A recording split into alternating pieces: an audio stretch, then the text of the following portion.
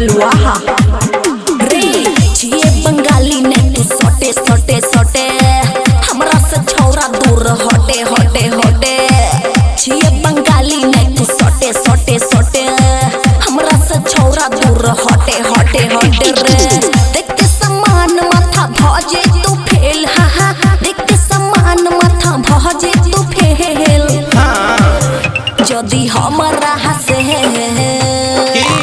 जदी हमरा से कर में तू रहला मरल सैठ जे तो तोहर जर नेटर के तेल जदी हमरा से कर में तू रहला मरल सैठ जे तो तोहर जर नेटर के तेल बुझला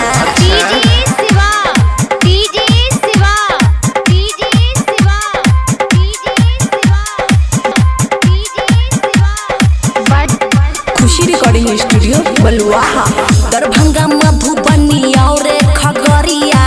हमरा से दूर रहै छै love you oh my darling छौरा सब कहै छै एहन बात छौरा सब कहै दरभंगा मधुबनी और खगड़िया हमरा से दूर रहै छै love you oh my darling छौरा सब कहै छै नदी में है तो नहीं तोरा रही है नदी में है तो नहीं तोरा रही है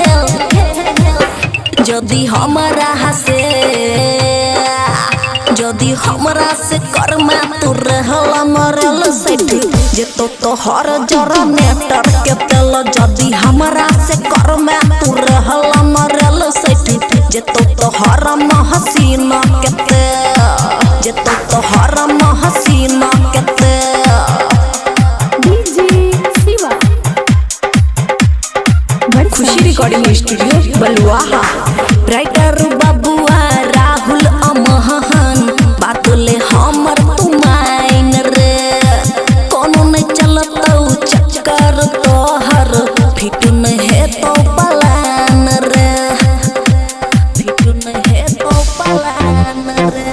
राइटर बाबुआ राहुल अमहन बात ले हमर तू माइन रे कोनो नहीं चलतौ चक्कर तोहर फिट में है तो पलान रे मौत के कुआं के खेल नहीं खेल हा हा मौत के कुआं के खेल नहीं खेल